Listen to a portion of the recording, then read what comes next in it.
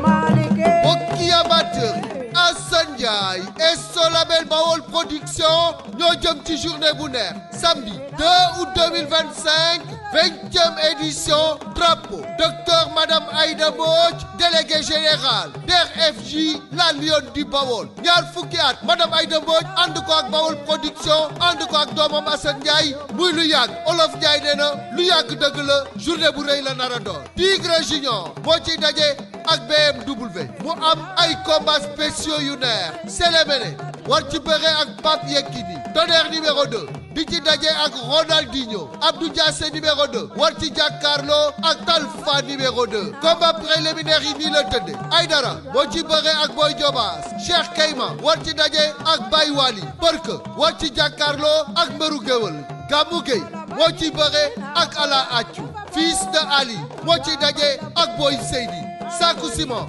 war ci daje ak Thiatou HLM waaye nag Assane Ndiaye yabul foofu dafa jëlee ay mbër ca Espagne indi leen Sayara moo ci daje ak Eteje Samoura Thiatou Tëngéej war ci bëre ak Osobio Thiatou Ndakaaru war a daje ak Miguel Makhorero Assane Ndiaye mi ngi ànd ak ñi nga xam ne ñoo koy faral ci gunge ci journée yu mel ni muy boisson original waa Ndukuman groupe indi ko ci réew J'adore ETDR Cobra la boisson énergisante bi xew ci jamono ak le groupe Futur Média waaye tamit ak la 2STV dugg bi yomb na lool tribune 2000 francs loge. asalaamaaleykum mbokki internet yi di leen nuyu bu baax di leen ziar di leen bëggee ñu suivre sur Kewel Info du nuyu kilifa di nekk kilifa yëpp du nuyu sama sëriñ notre responsable moral bu laay Moussa Sy dina Moussa Sy daat bu Seydi Mouhamadou Moustapha Sy di ko ñaanal yàlla gudd fan ak wér yàlla aar ko yàlla sàmm ko du nuyu kilifa di yëpp di ñaan réew mi yàlla na fi yàlla def jàmm di ñaan ñi nga xam te ne ñoom ñoo tawat yal na yàlla fëgg seen bopp ñu caay féete ginnaaw yal leen yàlla génne mbégte ak contentement la ñuy am tey ñu ñëw fii si Guédiawaye fas yéene waxtaan ak ki nga xam te ne moom mooy Mao Junior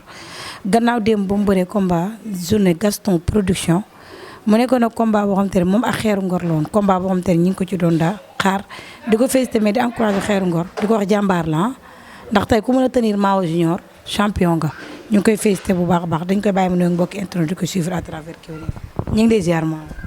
waaw maa ngi lay fay Fatma Dia di wax ne auzu billahi mina seytaani rajim bisimilahi rahmaani rahim dañuy sant yàlla bu baax julli si Yonent bi sant sama ñaari waajur sant sama sëriñ suñu wërëb laay fàndal ñaan yàlla suñu borom yokki leeram tax si barkeem di sant sama sëriñ suñu Cheikh Bintou Fall di ko ñaanal suñu borom jàmmal ko di nuyu suma mbokk Baye Fall yëpp di nuyu waa Kawsara Fall ak waa Ndar Fall di nuyu aussi waa Diourbel waa Mbour ak waa Guédiawaye bu ma dëgg ak waa koñ Jaxaay waa koñ Daaru Jamono juboo bàyyiwuma kenn maa ngi nuyu ñëpp di leen sant di leen gërëm ñu wéyal waxtaane ba si kanam man ak yow.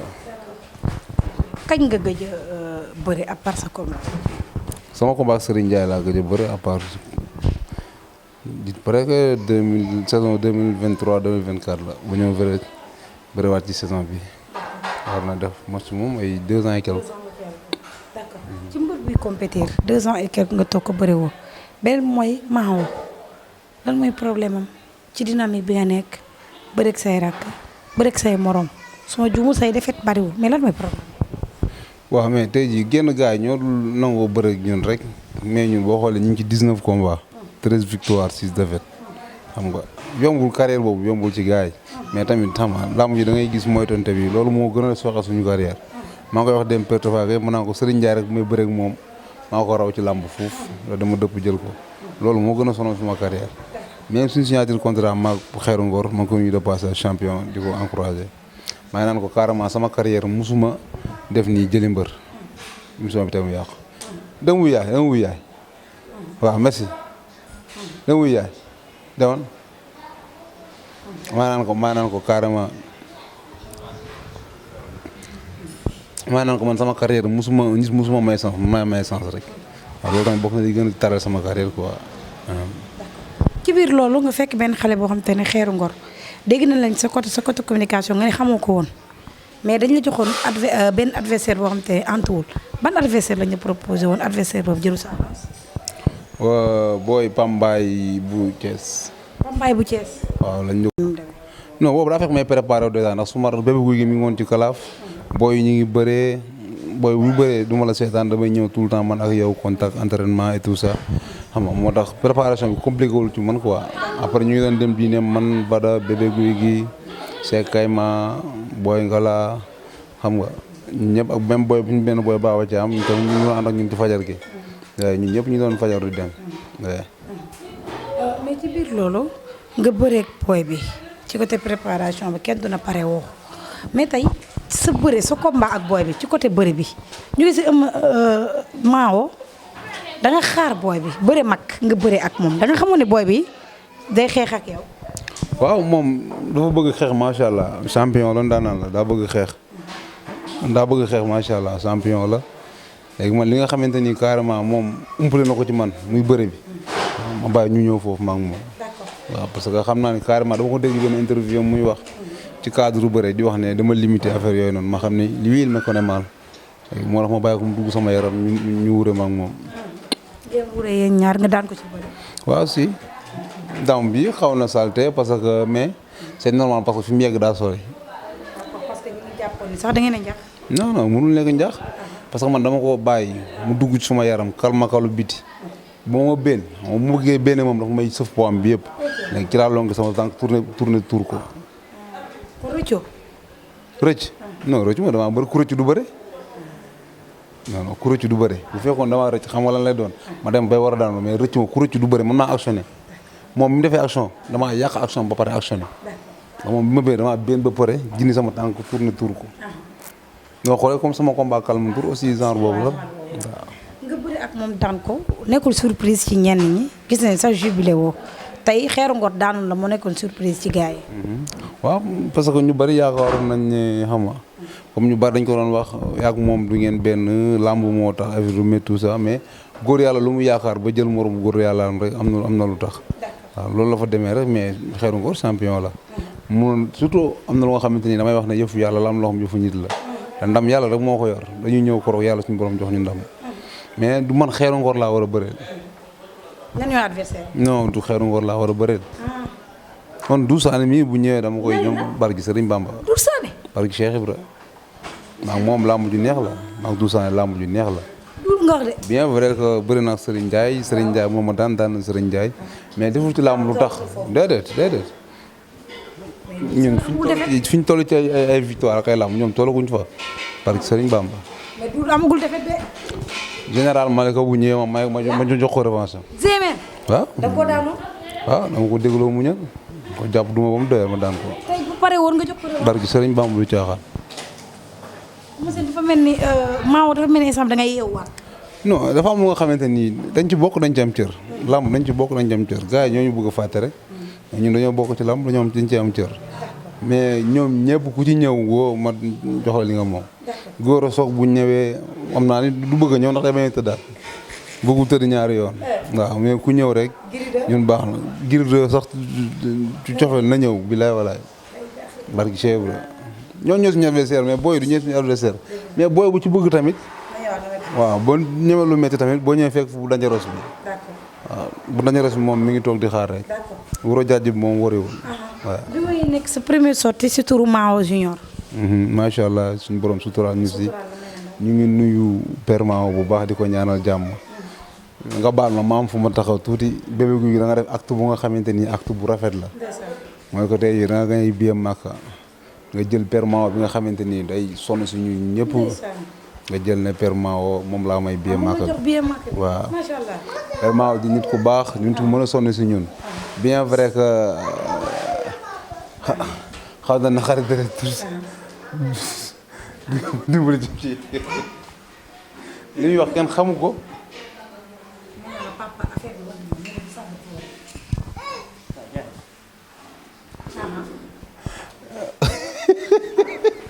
danga fan booy bi. kii di sama doom la mais du dama ërëm quoi yaa may dégg waaw Père Maawo waaw muy nit ku baax xam nga du nit ku yàlla jàmmal ñu ngi koy siyaar bu baax a baax di ko yàlla neen na dem ak jàmm di ko jàmm xam nga vraiment Bébé Gouy Gui tamit ñu ngi koy rafetlu li mu def di ko ñaanal jàmm di ko ñaanal na yàlla na ko yàlla suñu borom def roi des arènes parce que li mu def nii dafa rafet waroon na ci ay magam mais moom moo ko yàlla suñu borom jagleel di nuyu école de lutte Mor Fadam yëpp champion yëpp maa leen di nuyu su ma tuddee Mbaytin tudd Fadam Junior tudd Njambaan tudd naa ñëpp Pambaay sànq envoyé na ma message ñu waxtaanee tout ça ñun ñëpp on est des frères di nuyu aussi 50 Cent kër gi ma dëkk nii président si la moo ma fi luyee waaw fi laa dëkk tamit ñu ngi koy siyaar bu baax a baax muy président école bi ma faram waaw di nuyu ñëpp di leen ñaanal jàmm di wax ne Sénégal yàlla na fi jàmm yàgg di wax ne kontaan nañ ci Bébé Gouy bu baax a baax ñu ngi koy ñaanal ndam bi jikko comme ni ma ko waxee woon dem rek journaliste yu bari dem xaw nañoo mere sax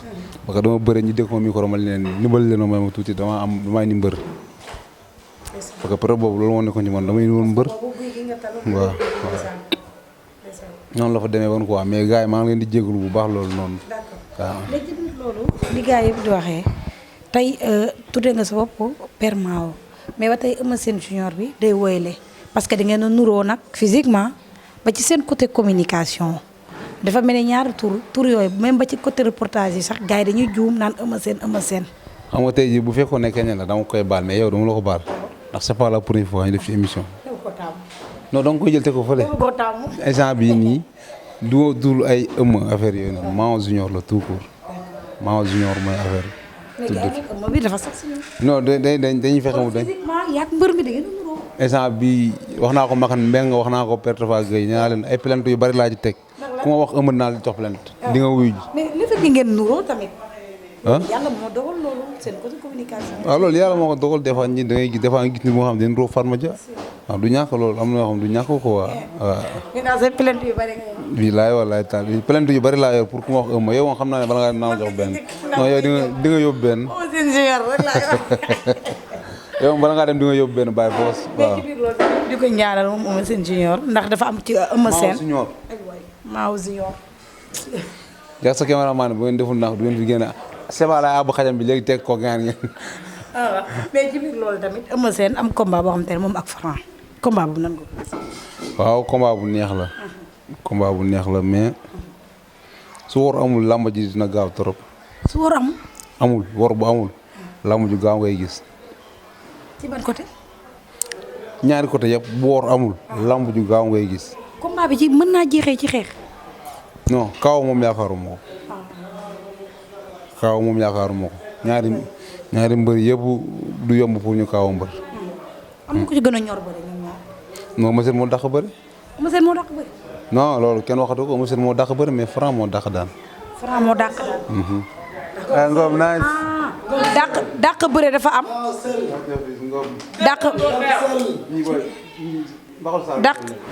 dàq bëre dafa am. ci mbër.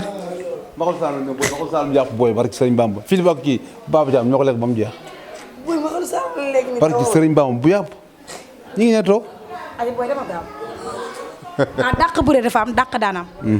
dafa mel na nga teg sa ñaari attaquant am ñaari attaquant point kenn ki daa mën a football trop mais occasion bu mu teg da koy ret. Franc moo dàq daan. mais kenn ki footballam bariwul mais amul caaxaan ci surface doy dugal. Franc amul.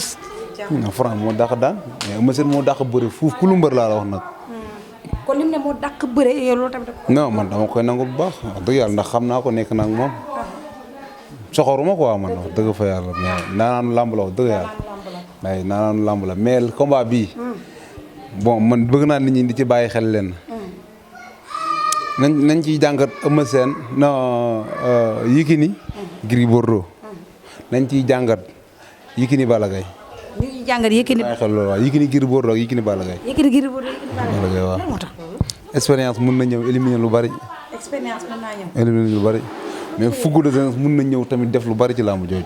waaw parce que yow soo amee 40 ans kii am 23 ans bu ngeen tolloowee doole rek kii moo ëppale. kon Franc mën na ñor mooy favori. non fu ñu tolloowee doole rek Franc moo ëpp doole. kon Franc mooy favori. non waxuma fay cadre favori maa ngi ci cadre doole. Franc moo ëpp doole Eumeu Sène. man ba nii may wax ak yow nii dama ne la carrément waxaguma ci cadre Franc moo ëpp doole dama laa wax dama jar na si rek dama ne ñoom ñaar bu ñu xawee tolloole rek kattan gi ci Franc la yóbbee.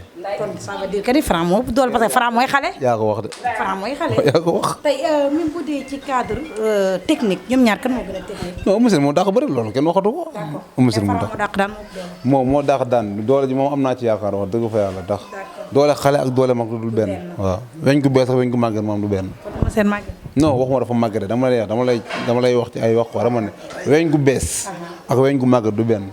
weñ gu bees li ko lemul weñ gu màgget. weñ gu màgget mën nga def nii muy dëng pourriture yi du ruus. mais weñ gu màgget da nga naan nii mu ne kekk. Franc am na chance ci combat.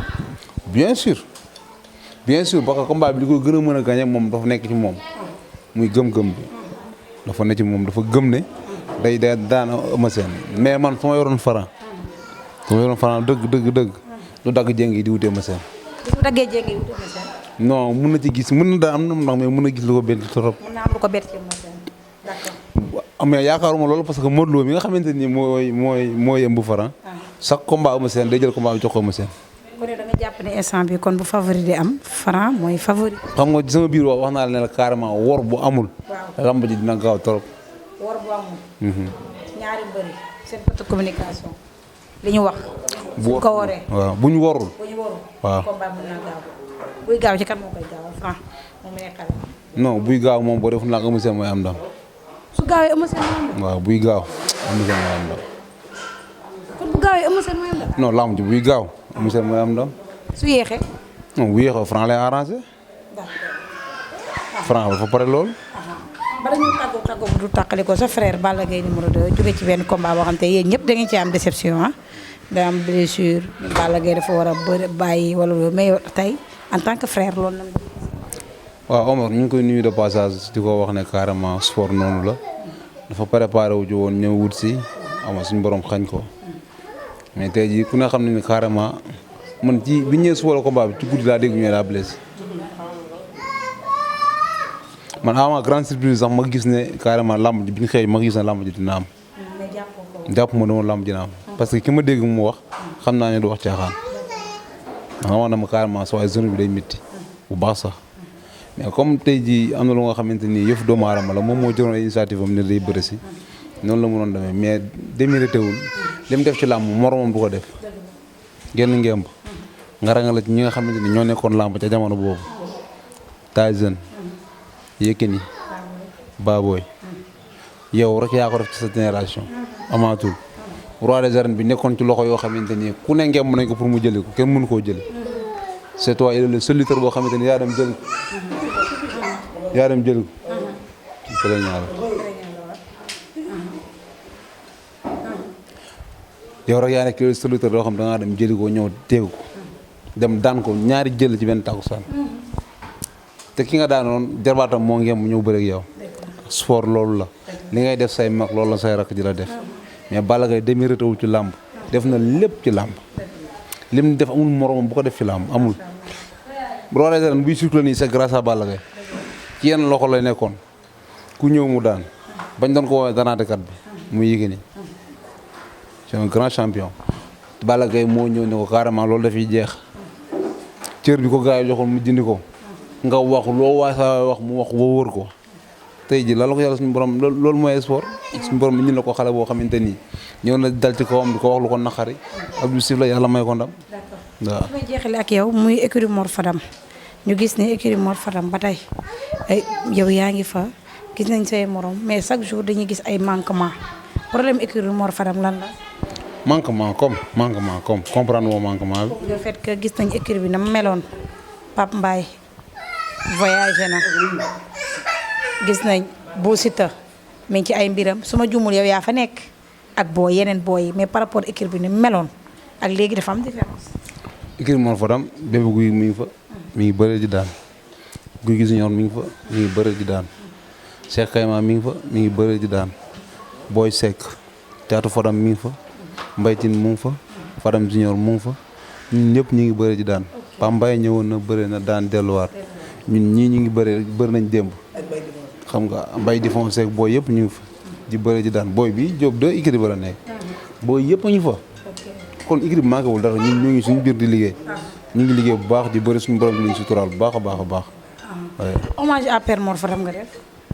waaw paa bi parce que dafa war ñu koy rendre hommage saa su ne suñu papa la suñu xarit la tey jii daf ñu fay bàyyi lu nga xamante ni ñun ñëpp ci la ñuy jariñoo di ko ñaanal yàlla suñu borom xaari ko àjjana bu baax a baax a baax nit ku baax nit ku mën a sonn ci ñun nit koo xamante ni li ñu doon wax ba tey ci lañ nekk bàyyi ñoo ay ñitam yoo xamante ni ba tey ñoo ñu tàggat ku ci mel ne Père Mao problème Père Mao Fadam la woon ba tey ñu ngi nekk ak ñun duñu tàggat ambulance ay 50 Cent ñoom ñëpp ñu ngi leen di nuyu bu baax ba tey Père Gane ñoom ñëpp ñu ngi ak ñun ba tey ñoom ñëpp waaw dañuy sant yàlla bu baax nag waaw. maa ngi lay kontaanee.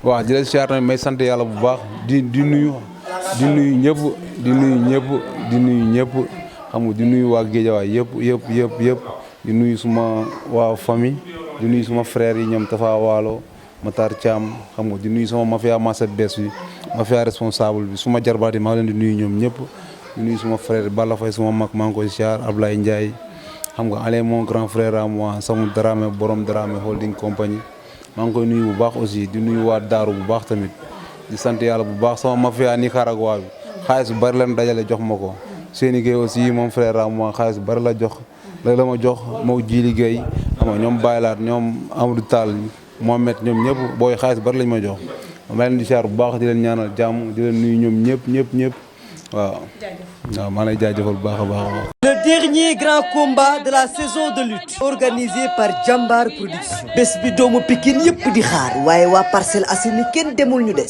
ci diggante Eumeu Sène Tay Shinga le roi des arènes mi yàgg a fomp rongo ñu waa Pikine mu war a jàkkaarloog xale bi nga xam ni moo xool fi Modou Lo teg ay tànkam mu teg fa yosom kooku nag mooy Super Franky njaago or bi son na lool waa Pikine mbokk yi loolu nag le 3 août lay am ca arène nationale ci Jambar Production nee na du yam foofu mukk Bulldozer doomu Malika bi la jël daal di koy booleeg Dame Sène bu Parcelles ak yeneen 8 combats yu doy waar ci bésu le 3 août mbokk yi combat bi nag live pay-per-view ngeen ko mën a seetaanee ci seen affiche.com lay daw leen gaaw jënd seen ay code balaa muy xat ndax am na ay shooting yu doy waar yu ci am ay documentaire yu amul fenn ci biir seen affiche rek ngeen ko mën fekk 8000 francs pour yéen ñi nga xamante ne ni yéenee fay ak les paiements locaux 17,99 pour yéen ñi fay ak seen carte bancaire rendez-vous bi benn la destination yi benn le 3 août ci arène nationale ñu andi ci ak Jambar Production. tey le 3 combat bi ku ko bëgg a seetaan da ngay dem sur seen affiche.com xam nga gars yi di pirater tamit nañ ci jàpp xam nga bañ bàyyi pirater bi xam nga ñu xam ne suñu morom moo tëgg xam nga ñu jàppale ko daal ci affaire yi mais pas ñuy pirater.